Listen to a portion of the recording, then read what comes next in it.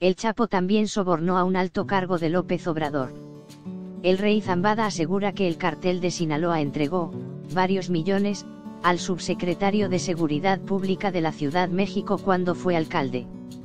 El día que el Chapo ordenó matar a un socio porque no le dio la mano. Las dos caras del Chapo, según Don Ocapo. Por si le faltaba mística y mitología al juicio de Joaquín Archibaldo Guzmán Loera, el Chapo, llegó Jesús Malverde. Se le considera el santo de los narcos, un personaje de finales del siglo XIX y comienzos del XX al que los traficantes y los ciudadanos rasos piden protección en Sinaloa, donde tiene su capilla.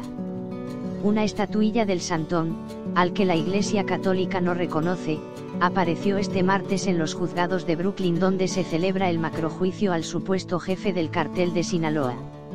Estaba en un armario de metal en la sala anterior a donde se celebran las vistas. Fue un milagro, apareció él mismo, dijo a F. Eduardo Valarezo, uno de los abogados del Chapo. Toda la protección de Malverde y muchos milagros más necesitará el acusado para librarse de la cadena perpetua a la que se enfrenta si el jurado le considera culpable. En semana y media de juicio, las pruebas en su contra se acumulan. Ayer, los miembros del jurado vieron fotografías y vídeos de las tácticas que usaba su organización criminal para introducir droga en EU. Camiones cargados con latas de pimientos que escondían cocaína, túneles subterráneos en la frontera y escucharon, por cuarto día, a un testigo con conocimiento directo del cartel.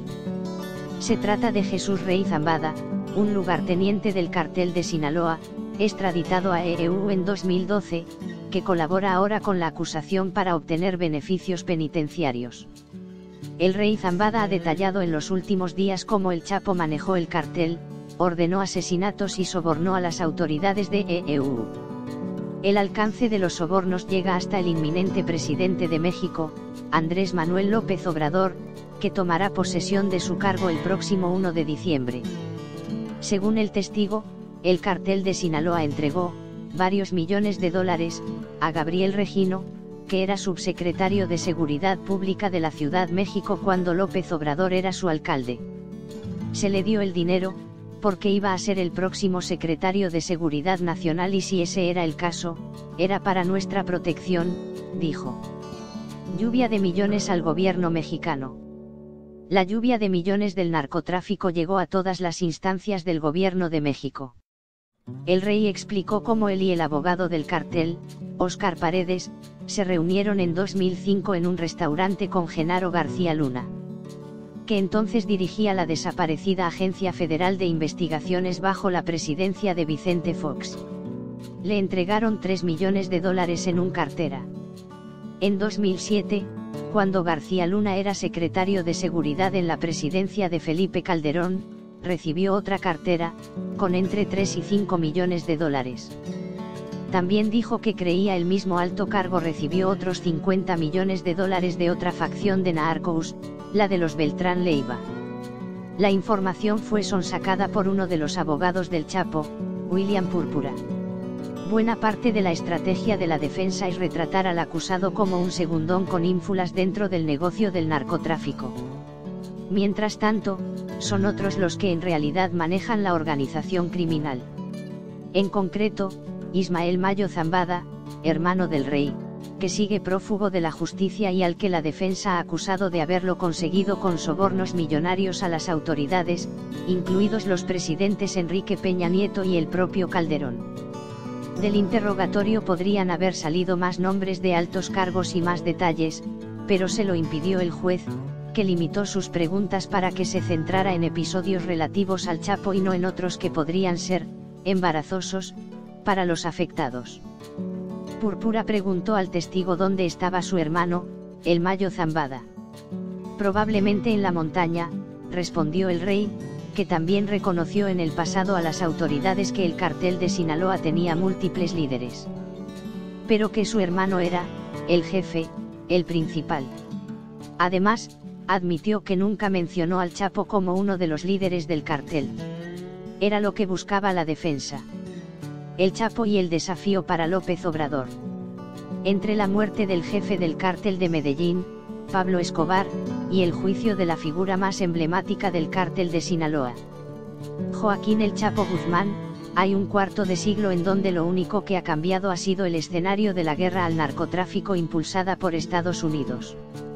Colombia y México no son los únicos teatros de la tragedia, pero sí los más importantes en América Latina. A la muerte de Escobar, en 1993, siguió la atomización del narcotráfico y el surgimiento de otras organizaciones delictivas. Con la recaptura de Guzmán y su extradición a Estados Unidos, donde se da por descontado que será sentenciado a cadena perpetua.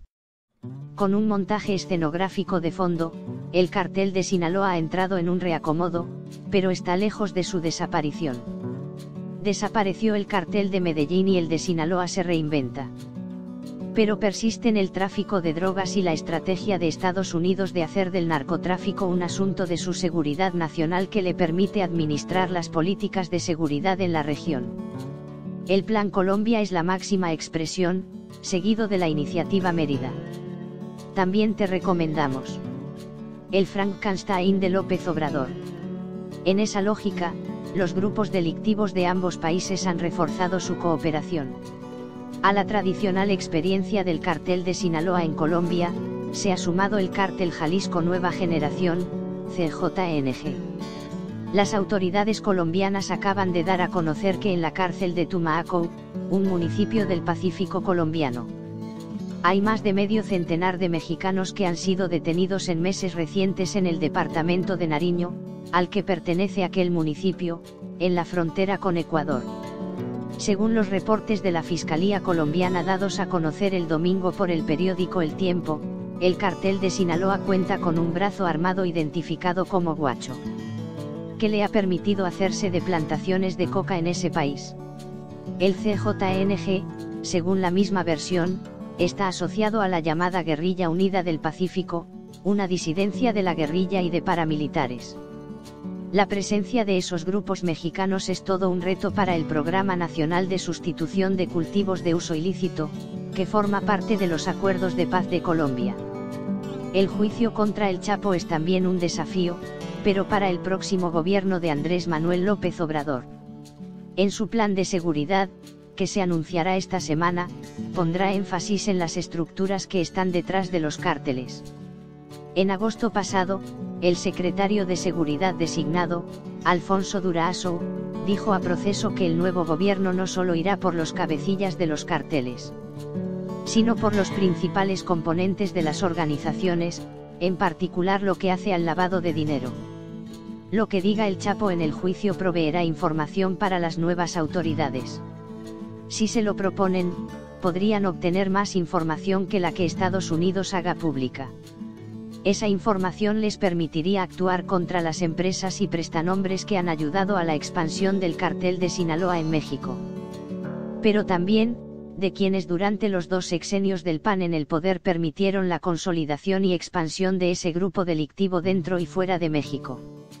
A menos, claro, que se opte por una amnistía de facto, como ha ocurrido durante décadas y que ha llevado al país al derrumbe de instituciones de seguridad y justicia, por lo